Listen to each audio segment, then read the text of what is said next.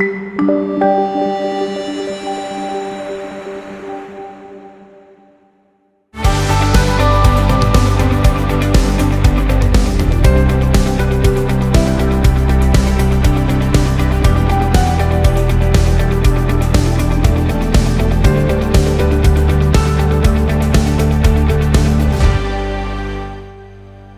I'm Sarah. I'm going to be reading Numbers 1 through 3 with you.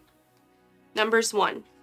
The Lord spoke to Moses in the tent of meeting in the desert of Sinai on the first day of the second month of the second year after the Israelites came out of Egypt.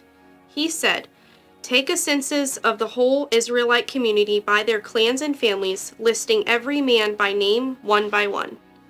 You and Aaron are to count according to their divisions all the men in Israel who are 20 years old or more and able to serve in the army.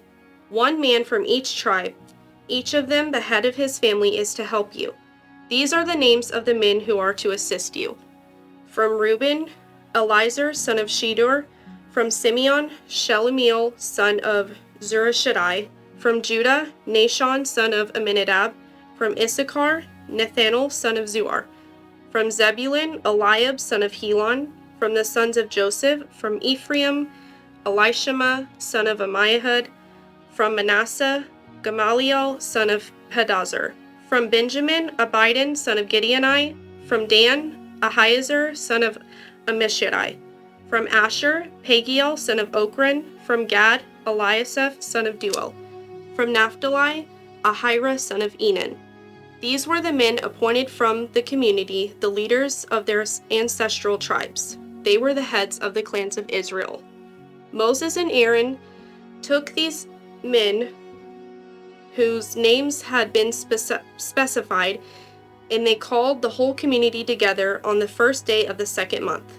The people registered their ancestry by their clans and families, and the men 20 years old or more were listed by name one by one, as the Lord commanded Moses. And so he counted them in the desert of Sinai. From the descendants of Reuben, the firstborn son of Israel, all the men 20 years old or more who were able to serve in the army were listed by name, one by one, according to the records of their clans and families. The numbers from the tribe of Reuben was 46,500. From the descendants of Simeon, all the men 20 years old or more who were able to serve in the army were counted and listed by name, one by one, according to the record of their clans and families. The number from the tribe of Simeon was 59,300. From all the descendants of Gad, all the men 20 years old or more who were able to serve in the army were listed by name according to the records of their clans and families. The number from the tribe of Gad was 45,650. From the descendants of Judah, all the men 20 years old or more who were able to serve in the army were listed by name according to the records of their clans and families. The number from the tribe of Judah was 74,600. From the descendants of Issachar, all the men 20 years old or more who were able to serve in the army were listed by name according to the records of their clans and families. The number from the tribe of Issachar was 54,400. From the descendants of Zebulun, all the men 20 years old or more who were able to serve in the army were listed by name according to the records of their clans and families. The number from the tribe of Zebulun was 57,400. From the sons of Joseph, from the descendants of Ephraim, all the men 20 years old or more who were able to serve in the army were listed by name according to the records of their clans and families. The number from the tribe of Ephraim was 40,500. From the descendants of Manasseh, all the men 20 years old or more who were able to serve in the army were listed by name according to the records of their clans and families. The number from the tribe of Manasseh was 32,200.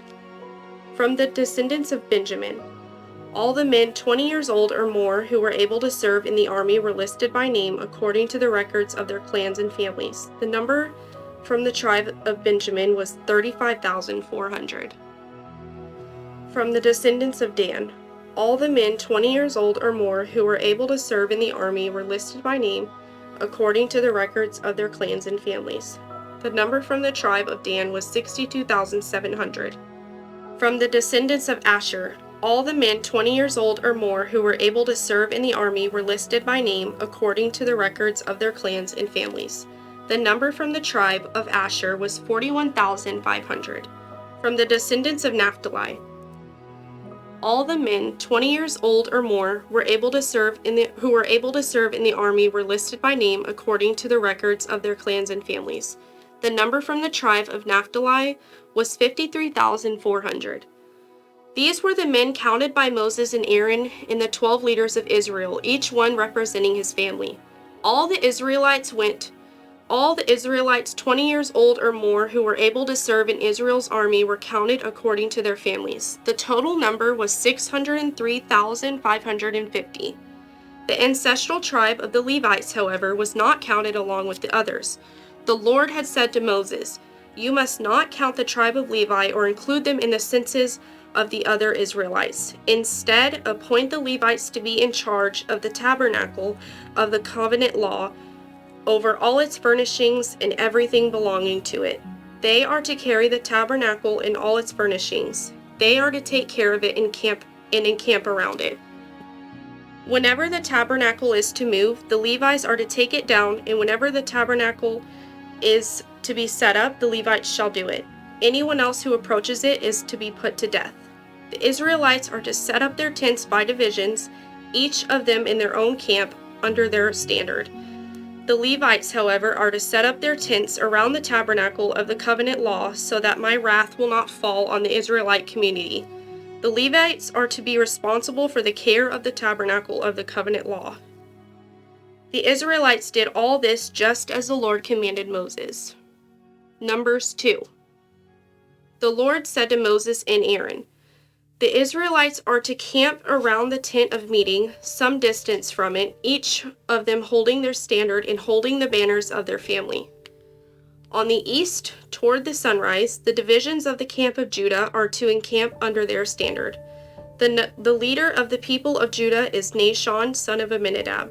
His division numbers 74,600. The tribe of Issachar will camp next to them. The leader of the people of Issachar is Nathanael, son of Zuar. His division number is 54,400. The tribe of Zebulun will be next. The leader of the people of Zebulun is Eliab, son of Helon. His division numbers is 57,400. All the men assigned to the camp of Judah according to their divisions number is 186,400. They will set out first. On the south will be the divisions of the camp of Reuben under their standard. The leader of the people of Reuben is Elizur, son of Shedeur. His division numbers 46,500. The tribe of Simeon will camp next to them. The leader of the people of Simeon is Shelumiel, son of Zurishaddai. His division numbers 59,300. The tribe of Gad will be next. The leader of the people of Gad is Eliasaph, son of Deuel. His division numbers 45,650. All the men assigned to the camp of Reuben according to their divisions number 151,450. They will set out second. Then the tent of meeting and the camp of the Levites will set out in the middle of the camps. They will set out in the same order as they encamp, each in their own place under their own standard. On the west will be the divisions of the camp of Ephraim under their standard. The leader of the people of Ephraim is Elishama, son of Ammihud. His division numbers 40,500. The tribe of Manasseh will be next to them. The leader of the people of Manasseh is Gamiel, son of Pedazur. His division numbers 32,200. The tribe of Benjamin will be next. The leader of the people of Benjamin is Abidan, son of Gideoni. His division numbers 35,400. All the men assigned to the camp of Ephraim according to their divisions number 108,100. They will set out third. On the north will be the divisions of the camp of Dan under their standard. The leader of the people of Dan is Ahiezer, son of Ammishaddai. His division numbers 62,700. The tribe of Asher will camp next to them. The leader of the people of Asher is Pagiel, son of Ochran. His division numbers 41,500. The tribe of Naphtali will be next. The leader of the people of Naphtali is Ahira, son of Enan. His division numbers 53,400. All the men assigned to the camp of Dan number 157,600. They will set out last under their standards. These are the Israelites counted according to their families. All the men in the camps by their divisions number 603,550. The Levites, however, were not counted along with the other Israelites as the Lord commanded Moses. So the Israelites did everything the Lord commanded Moses. That is the way they encamped under their standards, and that is the way they set out, each of them with their clan and family. Numbers 3. This is the account of the family of Aaron and Moses at the time the Lord spoke to Moses at Mount Sinai. The names of the sons of Aaron were Nadab the firstborn, and Abihu, Eleazar, and Ithamar. Those were the names of Aaron's sons, the anointed priests, who are ordained to serve as priests. Nadab and Abihu, however, died before the Lord when they made an offering with an unauthorized fire before him in the desert of Sinai. They had no sons, so Eleazar and Ithamar served as priests during the lifetime of their father Aaron. The Lord said to Moses, "Bring the tribe of Levi and present them to Aaron the priest to assist him. They are to perform duties for him and for the whole community at the tent of meeting by doing the work of the tabernacle. They are to take care of all the furnishings of the tent of meeting, fulfilling the obligations of the Israelites by doing the work of the tabernacle. Give the Levites to Aaron and his sons. They are the Israelites who are to be given wholly to him.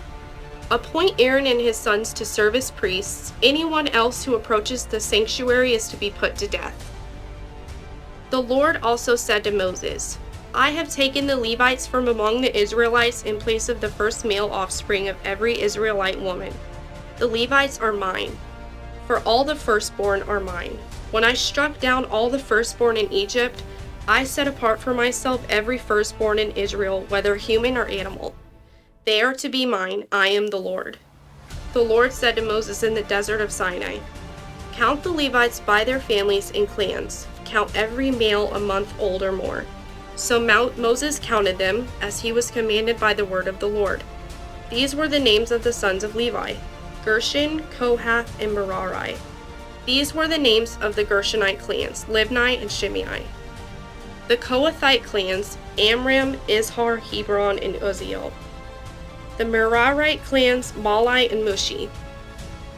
These were the Levite clans according to their families. To Gershon belonged the clans of the Libanites and Shimeites. These were the Gershonite clans. The numbers of all the males a month old or more who were counted was 7,500. The Gershonite clans were to camp on the west behind the tabernacle. The leader of the families of the Gershonites was Eliasaph, son of Lael. At the tent of meeting, the Gershonites were responsible for the care of the tabernacle and tent, its coverings, the curtain at the entrance of the tent of meeting, the curtains of the courtyard, the curtain at the entrance to the courtyard surrounding the tabernacle and altar, and the ropes, and everything related to their use. The Kohath belonged to the clans of the Amorites, Izharites, Hebronites, and Uzzielites. These were the Kohathite clans. The numbers of all the males a month old or more was 8,600. The Kohathites were responsible for the care of the sanctuary. The Kohathite clans were to camp on the south side of the tabernacle. The leader of the families of the Kohathite clans was Eliasaphan, son of Uzziel. They were responsible for the care of the ark, the table, the lampstand, the altars, the articles of the sanctuary used in ministering, the curtain, and everything related to their use. The chief leader of the Levites was Eleazar, son of Aaron, the priest. He was appointed over those who were responsible for the care of the sanctuary. To Merari belonged the clans of the Malites and the Mushites. These were the Merarite clans. The number of all the males a month old or more who were counted was 6,200. The leader of the families of the Merarite clans was Zuriel, son of Abihail. They were to camp on the north side of the tabernacle. The Merarites were appointed to take care of the frames of the tabernacle, its crossbars, posts, bases, and all its equipment, and everything related to their use, as well as the posts of the surrounding courtyard with their bases, tent pegs, and ropes. Moses and Aaron and his sons were to camp to the east of the tabernacle towards the sunrise in front of the tent of meeting. They were responsible for the care of the sanctuary on behalf of the Israelites. Anyone else who approached the sanctuary was to be put to death. The total number of Levites counted at the Lord's command by Moses and Aaron according to their clans, including every male, a month old or more, was 22,000. The Lord said to Moses, "Count all the firstborn Israelite males who are a month old or more and make a list of their names. Take the Levites for me in place of all the firstborn of the Israelites and the livestock of the Levites in place of all the firstborn of the livestock of the Israelites. I am the Lord." So Moses counted all the firstborn of the Israelites as the Lord commanded him. The total number of firstborn males a month old or more listed by name was 22,273. The Lord also said to Moses, "Take the Levites in place of all the firstborn of Israel, and the livestock of the Levites in place of their livestock. The Levites are to be mine. I am the Lord. To redeem the 273 firstborn Israelites who exceed the number of the Levites, collect 5 shekels for each one, according to the sanctuary shekel, which weighs 20 gerahs. Give the money for the redemption of the additional Israelites to Aaron and his sons." So Moses collected the redemption money from those who exceeded the number redeemed by the Levites. From the firstborn of the Israelites, he collected silver weighing 1,365 shekels according to the sanctuary shekel. Moses gave the redemption money to Aaron and his sons as he was commanded by the word of the Lord.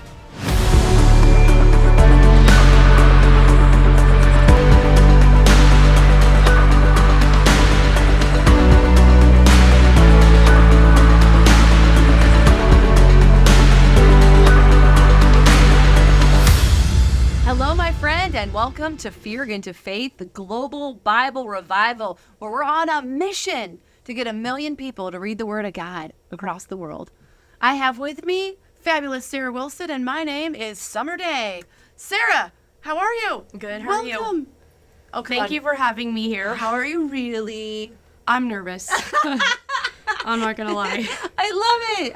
This is like out of my element, so I'm just trying to push through and persevere my emotions. I love it, and I wanted you to share that because sometimes people watch TV and they think that everything is just rainbows and easy and sunshine and all the things, and I love that you're nervous because God delivers when we do our best, yes. Yeah, So I've just been a sheltered stay-at-home mom for 7 years now, so I'm like cute. Going out in the world a little bit. I love it. I'm proud of you for being Thank here. you. Yes, you're a mom. How many kids you have? 5, and I'm pregnant. 5 and 1 on the way? Yeah. Beautiful. I love it. How many boys, how many girls? I have 3 boys and 2 girls. You're Sorry, busy. You're like, I'm just a stay-at-home mom. Yeah. Because how old's the oldest? 7. Oh, so 5 kids under 7? Yes. You're not just a stay-at-home mom. And the You're youngest, a superstar. Yeah. The youngest is 9 months, so You that's are like doing busy. amazing things. Thank you. Yeah, you're incredible. And you have this beautiful joy of the Lord about you. Thank you. I feel like the light of Jesus just comes out of your eyes. Thank you. I Love appreciate that. What made you say yes to come in here?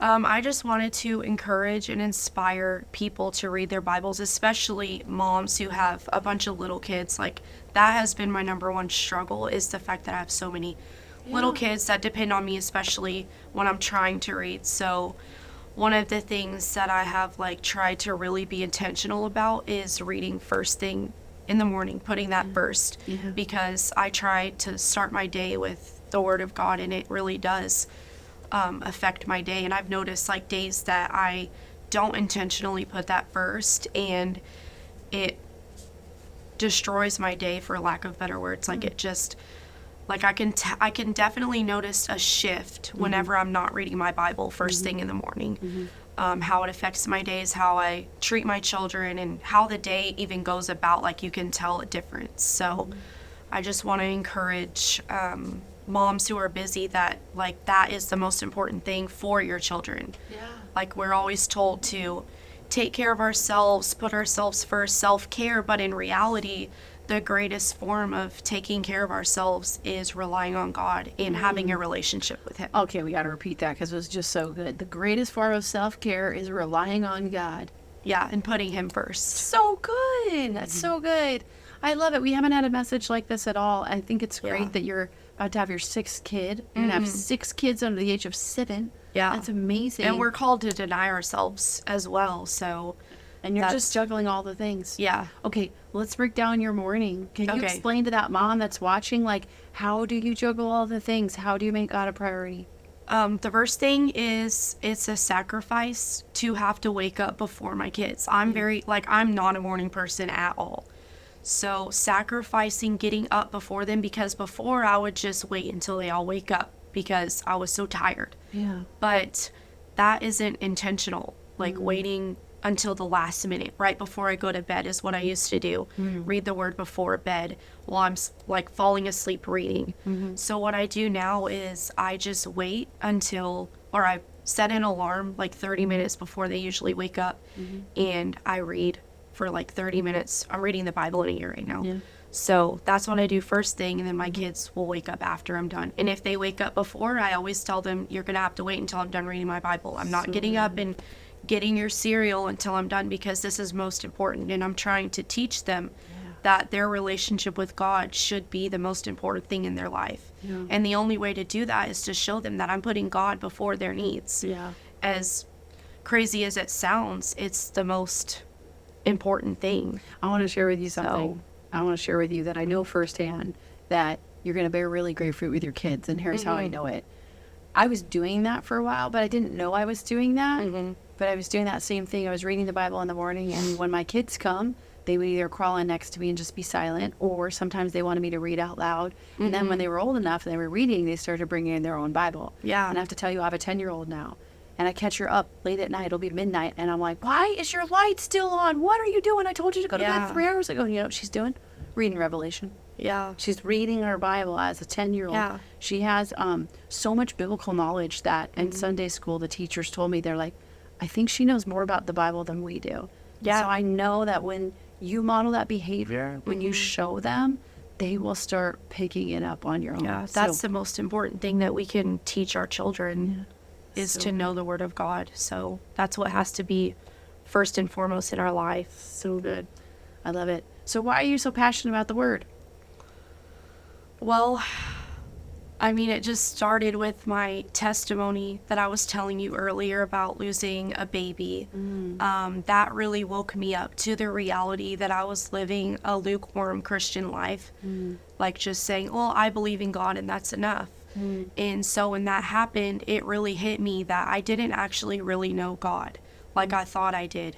I didn't ever read my Bible. Always knew God? Did you always know God? No, I didn't grow up in the faith at all. I was told that you just asked Jesus into your heart and that was it. I was never around people who truly read the Bible and sought God out. Did you go to church as a kid? Or No, so I didn't. How did you ever hear about God or Jesus or the Bible? I mean, my mom grew up in the faith, but she didn't ever, like, take heed to that, I guess, as an adult. Like, she knew a lot of the Bible. She still does.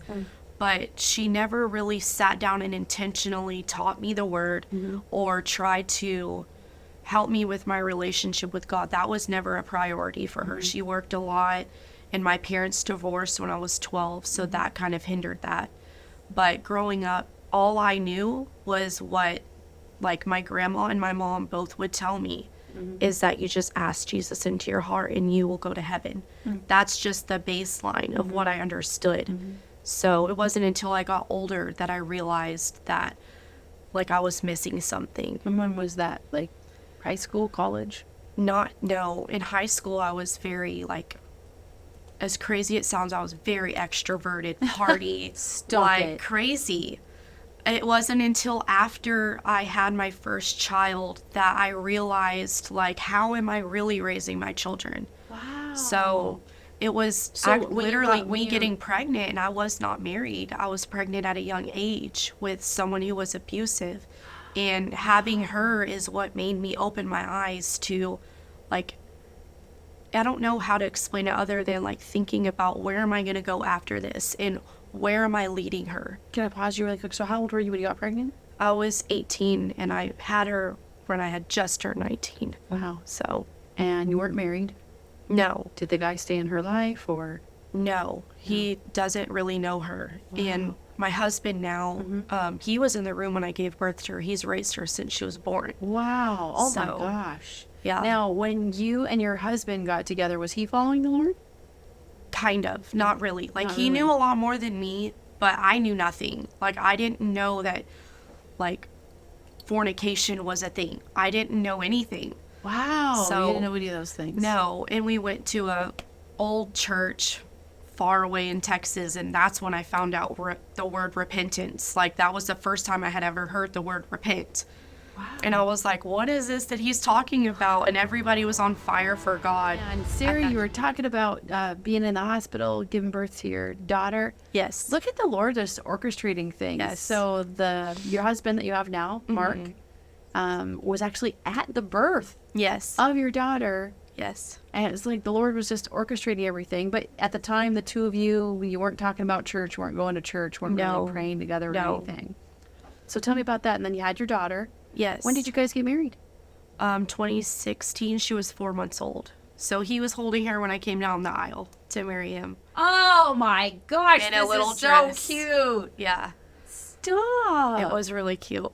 Yeah, and you were telling me at break that, like, the Lord had already revealed to him, like, he knew he was going to marry you and be with you. And I guess you guys had known each other when you were younger, and you were saying that you always had this, like, thing in the back of your mind. And yeah.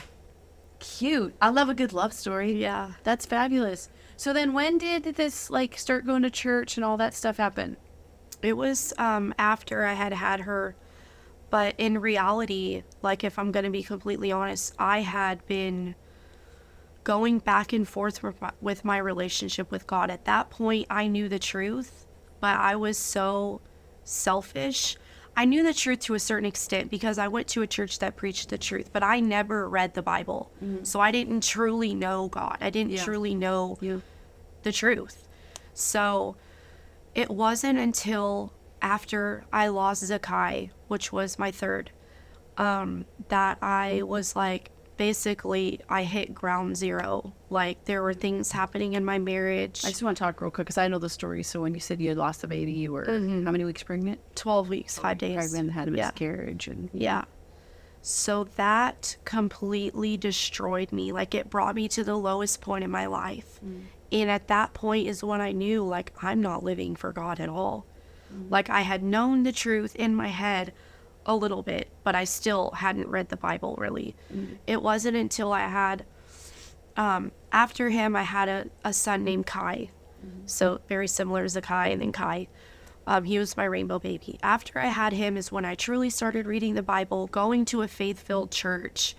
And that's when my life truly changed for God. And I became on fire for God and started to teach my children about God and stuff like that. So that's when my life changed. But before that, I was just like living for myself, like living in the world. Like I had a problem with addiction, and I was set free from that because God literally opened my eyes to the spiritual realm of like the drugs that I was taking. I was smoking weed.